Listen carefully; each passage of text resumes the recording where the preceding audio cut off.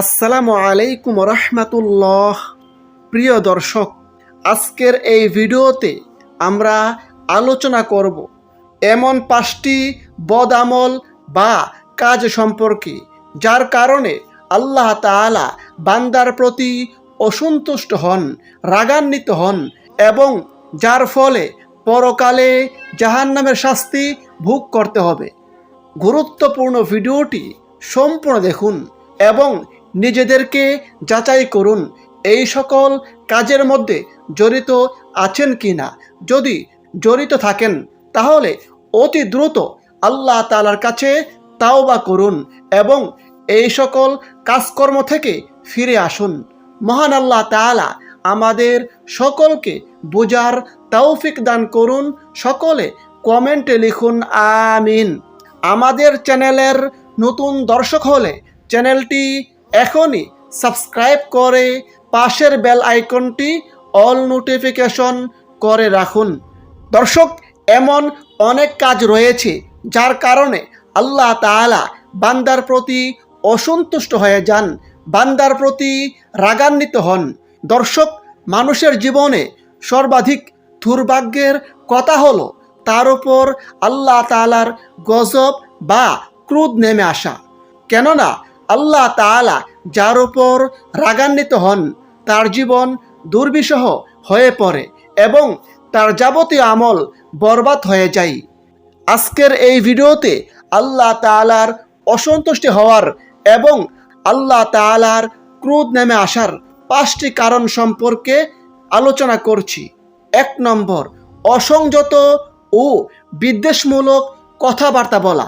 অসংযত ও বিদ্বেষমূলক কথাবার্তা বলার কারণে আল্লাহ তাআলার ক্রোধ নেমে আসেন। আল্লাহ তাআলা বান্দার প্রতি অসন্তুষ্ট হন। হাদিসে রয়েছে, হযরত আবু হুরায়রা রাদিয়াল্লাহু আনহু হতে বর্ণিত আছে, আল্লাহর রাসূল সাল্লাল্লাহু আলাইহি সাল্লাম বলেছেন, নিশ্চয়ই বান্দা কখনো আল্লাহর সন্তুষ্টির কোনো কথা বলে অথচ সে কথা সম্পর্কে তার চেতনা নেই, কিন্তু এ কথার দ্বারা আল্লাহ তার মর্যাদা বৃদ্ধি করে দেন। আবার বান্দা কখনো আল্লাহর অসন্তুষ্টির কথা বলে ফেলে যার পরিণতি সম্পর্কে তার ধারণা নেই, অথচ সে কথার কারণে সে ব্যক্তি জাহান্নামে নিক্ষেপ হবে। বুখারী শরীফ হাদিস নম্বর 6478। 2 নম্বর, মা বাবার অসন্তুষ্টি হলে কিংবা মা বাবার সঙ্গে খারাপ আচরণ করলে, মা বাবাকে দুঃখ দিলে বা তাদের মনে কষ্ট দিলে মহান আল্লাহ তাআলা অসন্তুষ্ট হন। হাদিস রয়েছে, আল্লাহর রাসূল সাল্লাল্লাহু আলাইহি সাল্লাম বলেছেন, মা বাবার সন্তুষ্টির মধ্যে আল্লাহ তাআলার সন্তুষ্টি, আর মা বাবার অসন্তুষ্টির মধ্যে আল্লাহ তাআলার অসন্তুষ্টি। তিরমিজি শরীফ হাদিস নম্বর 1899। 3 নম্বর, অন্যায়ভাবে হত্যা করা। অন্যায়ভাবে কাউকে হত্যা করলে আল্লাহ তাআলা তার উপর ক্রোধান্বিত হন, তার উপর অসন্তুষ্ট হন। আল্লাহ তাআলা পবিত্র কোরআনে বলেন, কেউ ইচ্ছাকৃতভাবে কোনো মুমিনকে হত্যা করলে তার শাস্তি জাহান্নাম, সেখানে সে ব্যক্তি স্থায়ী হবে এবং আল্লাহ তার প্রতি রুষ্ট হবেন, অসন্তুষ্ট হবেন, তাকে লানত করবেন এবং তার জন্য মহাশাস্তি প্রস্তুত রাখবেন। সূরা নিসা আয়াত 93। 4 নম্বর, মুরতাদ হয়ে যাওয়া কিংবা দিন থেকে বিমুখ হওয়া। এর ফলে আল্লাহ তাআলা বান্দার প্রতি অসন্তুষ্ট হন, বান্দার প্রতি আল্লাহ তাআলা লানত করতে থাকেন।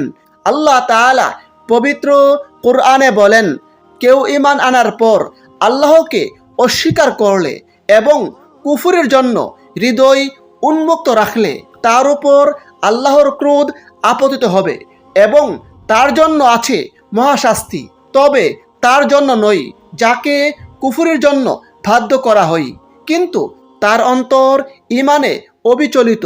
সূরা আন-নাহল আয়াত 107। 5 নম্বর, চতুষ্পদ জন্তুর উপাসনা করা।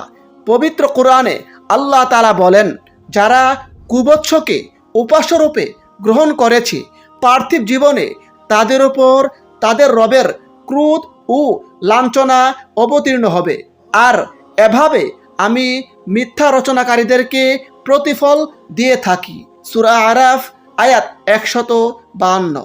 মহান আল্লাহ তাআলা আমাদের সকল মুসলিম উম্মাহকে এই সকল বদ আমল থেকে বেঁচে থাকার তৌফিক দান করুন। আমিন। আসসালামু আলাইকুম ওয়া রাহমাতুল্লাহ।